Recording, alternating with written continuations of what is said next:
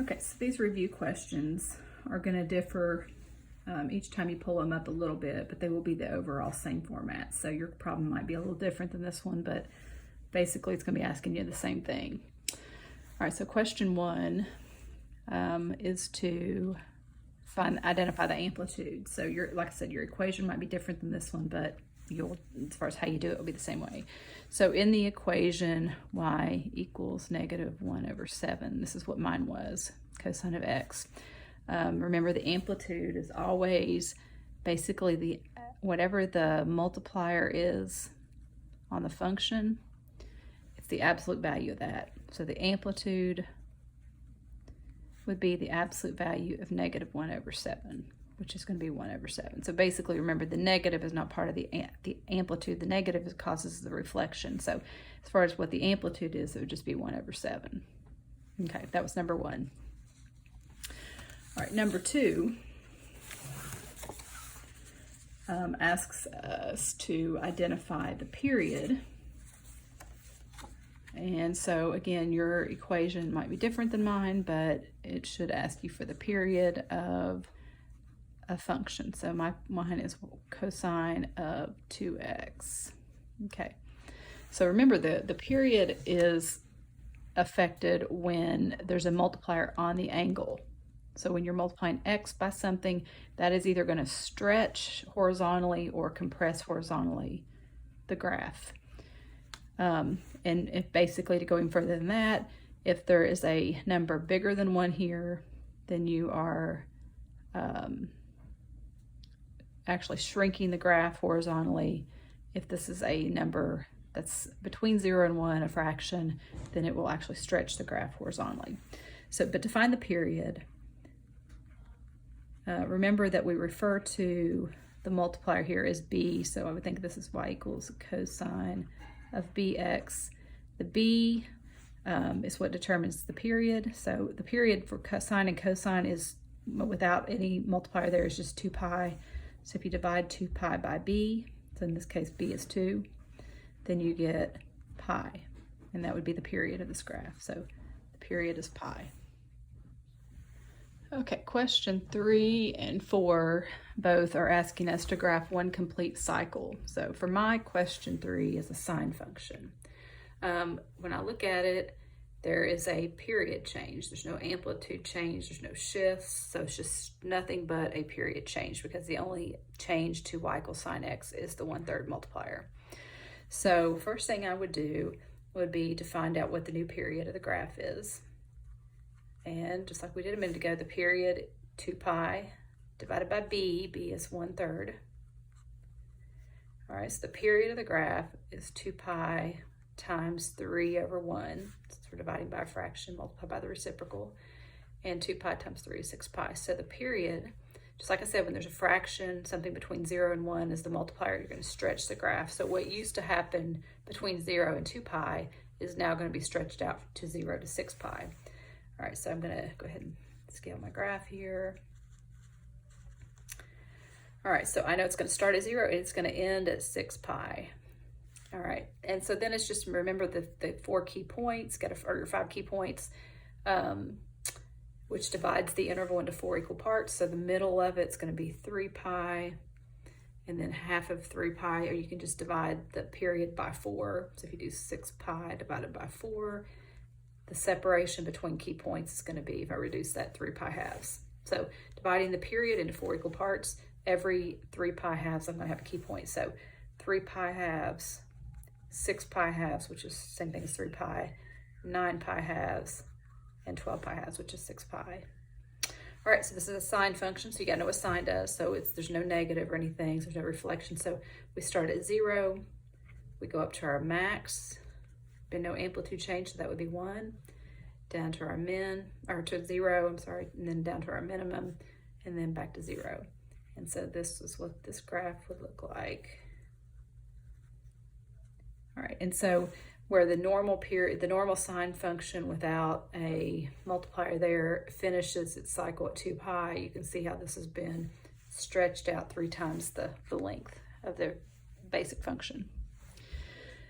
Okay, so number 3 or sorry, number 4, asked me to graph one cycle of the graph as well. So this time I'm going to graph y equals 1/4 cosine of 3x. So as soon as I look at this, I see there's been an amplitude change. So my new amplitude is 1/4. And there's been a period change because the multiplier, the multiplier on the angle. And so the new period, and I know before I even do that because this is a number bigger than 1, I'm going to be shrinking the graph. It's going to be a horizontal shrinking type factor. So 2 pi divided by 3. So the new period is going to be 2 pi thirds. So it's going from 2 pi to 2/3 pi. All right, and so let me set my graph up. So it's going to start at 0, and it's going to end at 2 pi thirds. All right, so then I need to find my key points. So I'm going to take my period and divide it into 4 equal parts. So 2 pi thirds times 1/4, dividing by 4, same thing as multiplying by 1/4. That gives me 2 pi 12ths, which would reduce to pi 6. So every pi 6, that's how many radians separate your key points. So pi 6, 2 pi 6, which is pi thirds, 3 pi 6, which is pi halves, 4 pi 6, which is 2 pi thirds. I didn't get those spaced very good, but you got the idea. All right, and this is going to have a, let's say this is 1, and we'll stretch this out a little bit, so -1. So 1/2, 1/4 would be about right here. So this is a cosine function, which starts at the maximum, which would be 1/4 because of the amplitude change. All right, it goes then to 0, down to its minimum, which is going to be pi 4, which is right there on my number, back to 0, and then back up to its maximum. So this one is going to look like, all right, the highest it goes is 1/4, the lowest it goes is -1/4, and those key points happen at 0, pi 6, pi thirds, pi halves, and 2 pi thirds. Completes a full cycle. All right, so this is question 5 on the review. Yours might have a different function here, but for the most part, it should be the same type problem. So this one says the current in an alternating circuit varies in intensity with time. If I represents the intensity of the current and T represents the time, then the relationship between I and T is given by this function, where I is measured in amperes and T is measured in seconds. So let me write down the function that we're looking at. This is what we're interested in. 10 times, so it's a sine function.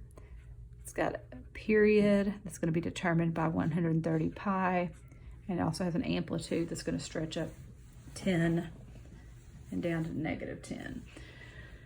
Okay, and so the two things they ask us to find the maximum value of I and the time it takes for I to go through one complete cycle. Okay, so let's start with the maximum value of I. So the maximum value of I is just another way of asking you for the amplitude.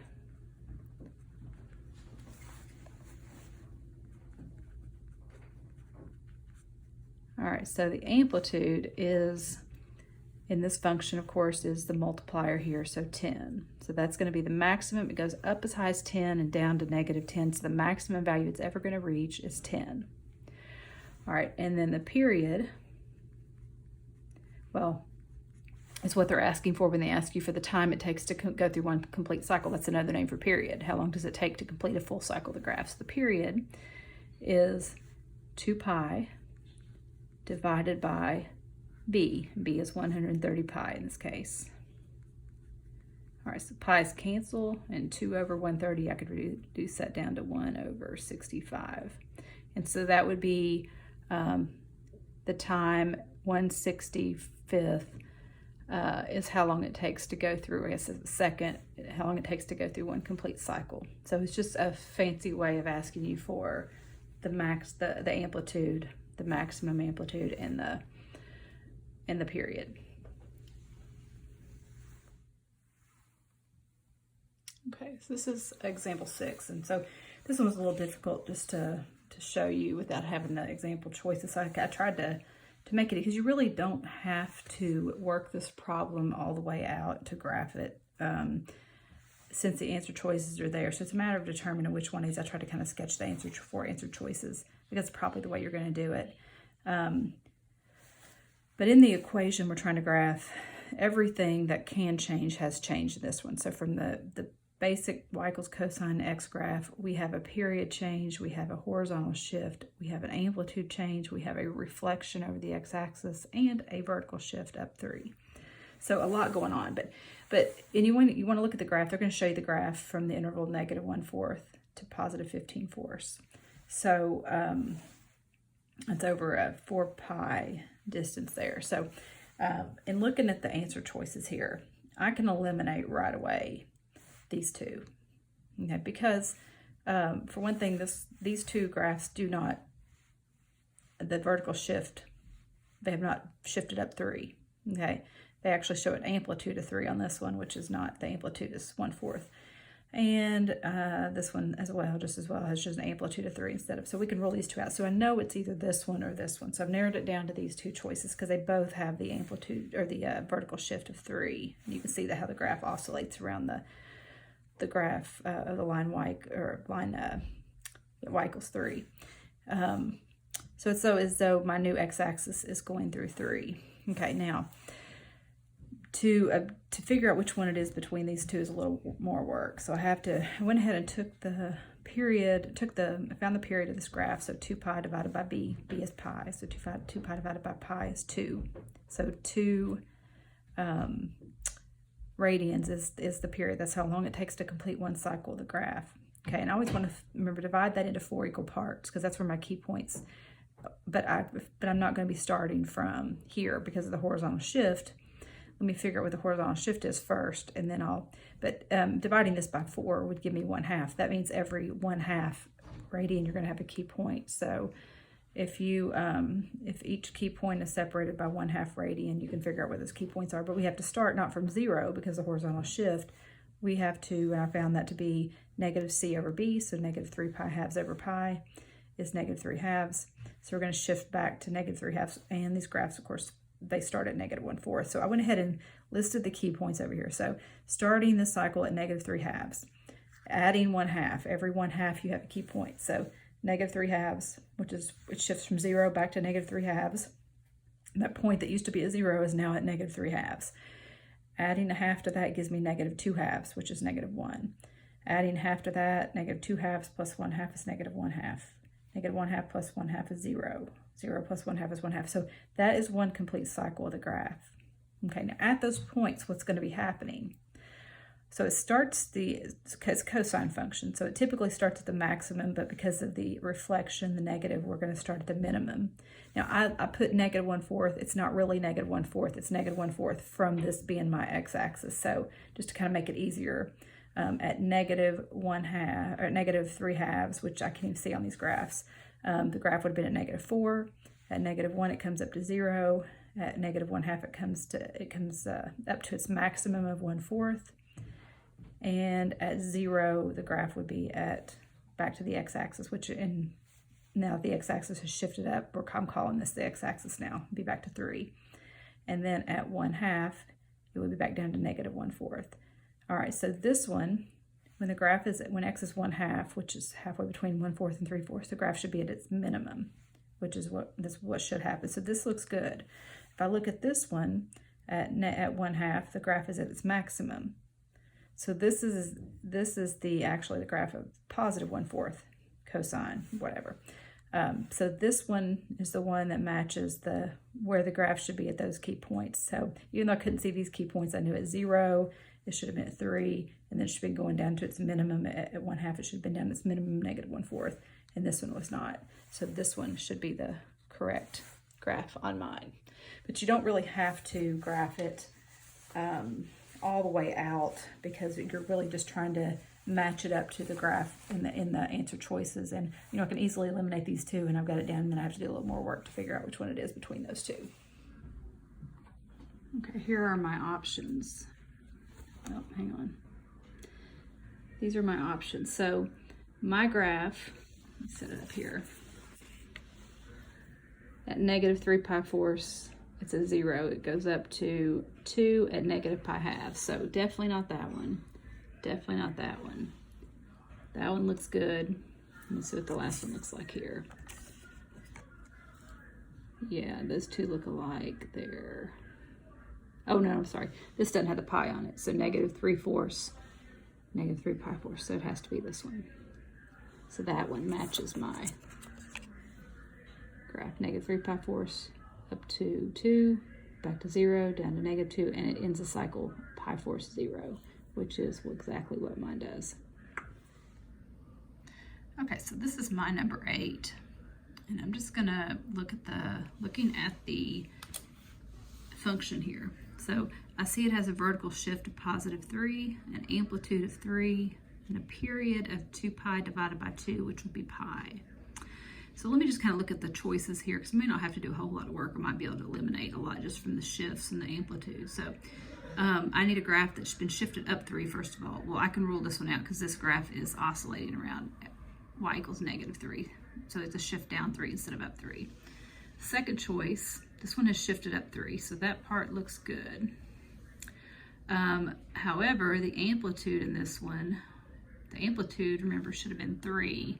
So, and it's a sine graph with no reflection, so it should have started, there's been no horizontal shift, so at 0, it should have started at 3, and then it should have gone up 3, the amplitude being 3, it should have gone up 3 above that. And so it should have been at 6 at the next key point, and it is not. So this one can't be it. All right. This one shows, I see a vertical shift of 3 because there's my midline right there. It kind of goes right through the, y equals 3 is right through the middle of the, that's where the graph is oscillating around. It starts at 0. It should go up to its highest point, which should be with an amplitude of 3, should go up to 6, and this one does. Back to 0, down to the -3, which has now been shifted up 3, so it would be 0, and then back to its starting point 3. This is the answer right here. This one, the last choice you see, has been shifted down 3. So the only two that were even close were, the only two that showed the positive vertical 3 shift was this one and this one, but this one definitely did not have an amplitude of 3. So it's pretty easy to narrow down the choice without even really graphing the function. Okay, to finish number 8, so I picked out the graph, I showed you how I did that, and here's actually a picture of the graph from 0 to pi, starting at 3, goes up to 6, back to 3, down to 0, back to 3. It also did ask me to write the amplitude, the period, and what the vertical translation is. So the amplitude is 3, it's the multiplier of the function here, so 3. The period is 2 pi divided by b. B is 2, so 2 pi divided by 2 means the period is pi. And you can see that starts at 0, ends at pi. Vertical translation is +3, which means we should be shifting up 3. So you would just select up 3 from the choices there. And that completes number 8. Okay. So we are looking to graph one complete cycle of this function, y equals cosecant of 5x. So y equals cosecant of 5x. Again, cosecant, easiest way to graph a secant or a cosecant function is just to graph their reciprocal function, and then that kind of lets everything fall into place for the cosecant graph. So the reciprocal function for cosecant is sine, so we're going to graph y equals sine of 5x, because that just makes it easier for things to fall in the right place. So to graph this function, let me find my period. Period has definitely changed. It's 2 pi divided by 5. It starts at 0. There's been no horizontal shift, so I'm going to have a graph that starts at 0 and ends at 2 pi fifths. And I need to, my key points, dividing the period by 4. Dividing by 4 is the same as multiplying by 1/4. Tells me my key points are going to be separated by 2 pi 20ths, or in simplest form, pi tenths radians. So every pi tenth starting at 0, I have a key point. So 0 pi tenths, 2 pi tenths, which would be pi fifths, 3 pi tenths, which doesn't reduce, and 4 pi tenths, which reduces to 2 pi fifths, which is where it should end. That's the end of my period. All right, there's been no amplitude change. The graph is not going to go above 1 or below -1. It's a sine. We're graphing a sine graph, so I'm going to use a broken, just so we know this is not really part of the cosecant graph. It's just helping me figure out where the cosecant graph falls. So sine starts at 0, goes up to 1, back to 0, -1, and back to 0. And so again, I'm going to use just a broken line. So what that does is it helps me anywhere that the sine is 0, which is at 0 and at pi fifths and at 2 pi fifths. When the sine is 0, the cosecant is 1 over 0 because it's reciprocal. Well, 1 over 0 is undefined, which means that the cosecant graph will be undefined at 0, at pi fifths, and at 2 pi fifths. So remember, we put an asymptote in those places because there's going to be a discontinuity or a break in the graph because there's no graph at that point. All right, if you take the reciprocal of all these points in here, reciprocal of 1 is 1. So the graph of the cosecant and the graph of the sine are going to be the same at pi tenths and at 3 pi tenths because the reciprocal of -1 is -1. If you took the reciprocal of all these points in here, they would be points up here. And so without having to pick those, and plot a bunch of points there, we kind of know what the graph is going to look like because it does the same thing every time. So I would just go ahead and sketch those. And so in the pink color there, that and that is actually just the graph of the cosecant. Again, this is not part of the graph of the cosecant. It's just what helps me, that helps everything fall into place. It's just an easier way to graph it. So if I look at my choices on here, and set them up here so you can see the, so the first two choices here don't even have the right key points, so it doesn't even, that has a period of 2 pi, so that's totally the wrong graph. That one has a period of 2 pi, so that's totally the wrong graph. Okay, here we go. This one does have a period of 2 pi fifths, and that one has a period of 10 pi, so really there's nothing even close there. It's got to be that one. It's the only one that has the right period, and so that one would be the correct answer. All right, number 10.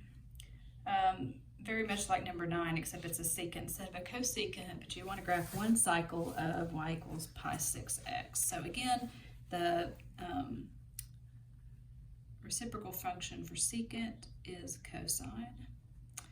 And so we want to graph y equals cosine of pi over 6 times x. Okay, so this is going to help the graph of the secant fall into place. So again, the only thing that's changed on this graph from the basic y equals cosine x graph is the period, because of the b, the multiplier here. So let me find the new period. So 2 pi divided by pi over 6, which is 2 pi times 6 over pi. Pi's cancel and I end up with 12. So this should complete one cycle of the graph in 12 radians. If you divide that into 4 equal parts, every 3 radians you're going to have a key point. So no horizontal shifts. We're going to start at 0. First key point is going to be at 3, 6, 9, and 12. All right, cosine starts at the maximum, so no amplitude change, so we're going to oscillate between 1 and -1. So 1, 0, -1, 0, and back to 1. So again, I'm going to use a broken line because this is not the graph of the secant. This is just helping me find the graph of the secant. Anywhere that cosine is 0, so at 3 and 9, secant is going to be 1 divided by 0. It's undefined there. So I know that there is going to be an asymptote or a break in the graph there. It's undefined. There'll be no graph there, nor at 9. So asymptotes at 3 and 9. Again, the reciprocal of 1 is 1. -1 is -1, and 1 is 1. So these points are going to be the same on both graphs. If you took the reciprocals of these, they would turn back up like that. Reciprocal of each one of these, and these would look like, and the reciprocal of these would look like that. All right, so that is one cycle. So if you'd have to go into the next period to see the rest of that one or the rest of that one. Okay. And looking at my answer. All right, looking at the answer choices for that one, there, if you notice, the first one, remember the period was from 0 to 12, so the period was 12. This one does the right period. If you look at my graph compared to that one, asymptotes at 3 and 9, looks perfect. That's the answer. Just to look at the other choices, the period was not 1/3, period was not pi thirds, the period was not 12 pi, it was just 12 radians. The pi's canceled out, so that's the only one that's really close.